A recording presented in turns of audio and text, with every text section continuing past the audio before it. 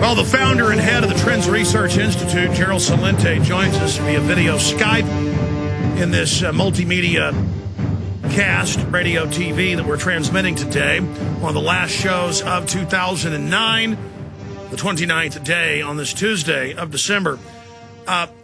Okay, Gerald Celente, I want to pick your brain today about the economy, about other trends you see developing, but finishing up with the terror.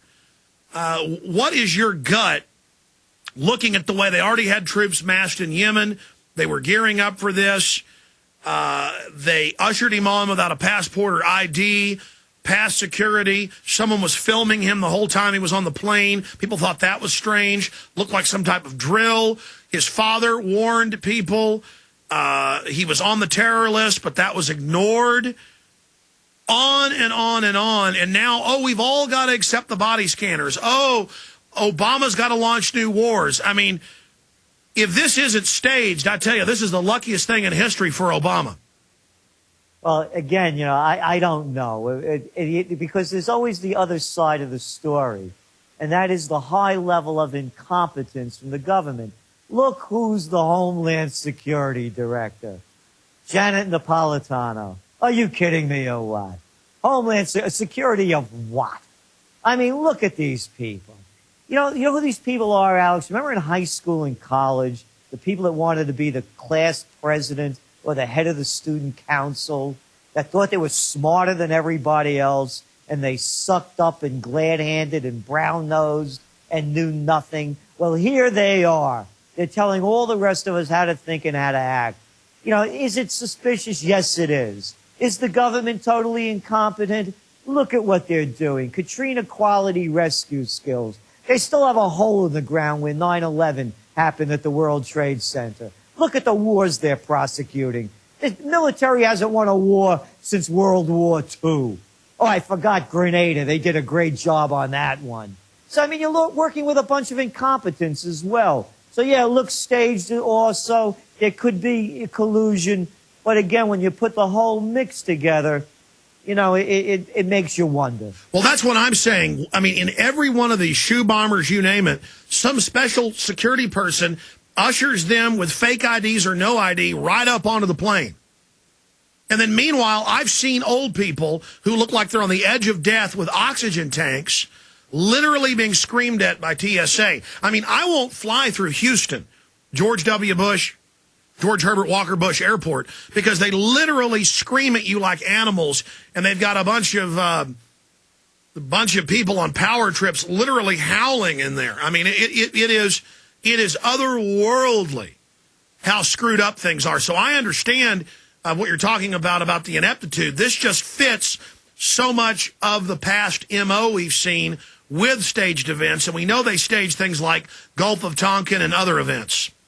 Oh, of course they have. Remember the Maine. Yeah, I mean, it goes on and on. And the other side of the story, too, who really, do the legislators or the president or the cabinet, they don't care about stepped-up security, what we have to go through. I hate to fly. I try to go nowhere anymore because they have their own private jets. Everything is paved for them. They go to another country. They have military attachés picking them up, carrying their luggage, boarding them on, and taking them where they have to go. So this is just another inconvenience, if you will. That's right. That's why our military's in 190-something countries, because they're butlers to all these corrupt people in Congress. I was talking to a European Union member of Parliament yesterday, and he pointed out that the European Union bureaucrats are exempt from EU taxes. Did you know that? No, I didn't. I didn't know that. That is incredible. Well, the whole thing, the whole game is incredible. So as we're looking at this terror strike, or the aborted one, we're looking for 9/11 magnitude terror strikes in 2010. And when it happens, just like now, for example, has anybody asked if this guy, why he did it, what provoked him to it? Could it possibly be other than they hate our freedom and liberty? Could it possibly be that he's maybe disgusted with American foreign policy? Could it possibly be the hundreds of thousands of people that have been killed in the decades-long war that America's been waging abroad in Afghanistan, in Iraq, and now in Pakistan. And here's what to worry about. Unlike Iraq and Afghanistan, there are 300,000 approximately Pakistanis living in the U.S.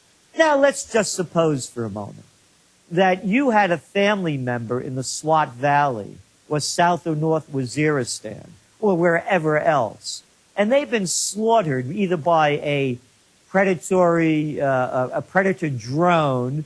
Of course, they only do surgical strikes on, quote, suspected terrorists, but they happen to wipe out your family in the meantime. And the Afghan army, again, instigated by the U.S., waging this massive war where there are more refugees in South Waziristan, North Waziristan, and the Swat Valley than since the Rwandan crisis in 1994. Do you think you'd want to seek revenge? Do you think you'd have to belong to an organization such as Al-Qaeda? Or you're plenty angry, and now you have the means and the wherewithal of weapons of mass destruction to wreak the havoc that's been wreaked upon you, to do unto others as they have been doing unto you and your family. This is why we're going to see Terror 2010, and when it happens, it'll be the same old story. They hate our freedom and liberty. And one other thing. I love the line. It comes from Obama. It came from Bush. Came from Clinton. It comes from all of them. We're going to hunt down the terrorists, or we're going to bring them back to swift justice, or words to that effect.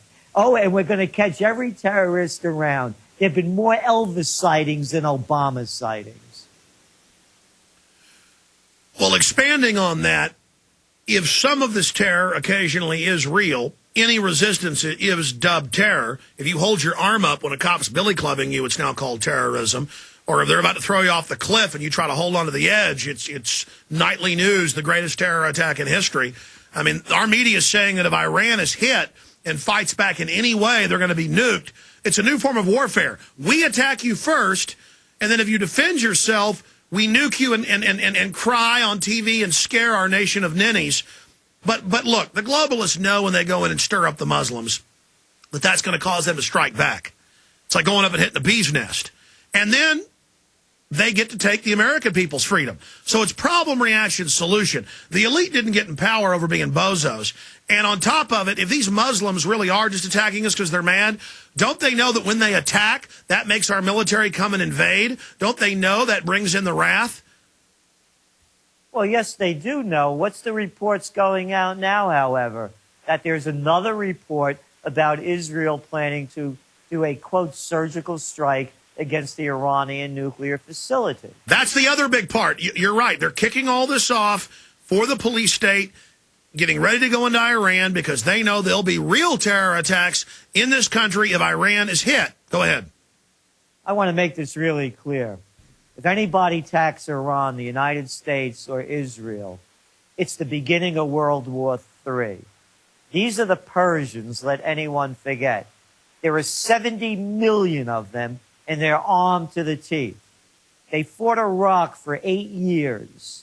They didn't give up 1 inch of territory and lost over 1 million people. Anybody thinks that they're going to beat Iran, well, you know, they're part of the military-industrial complex. Maybe it's not beating them at all. Maybe it's just keep making money for a prolonged war. Because anybody in their right mind knows that they're not going to go down in any way. And this is also important. We keep hearing about, you know, the great Israeli military. Israel lost to Lebanon. They could, like the United States, they could bomb any country into oblivion. But once you hit the ground, it's a different story.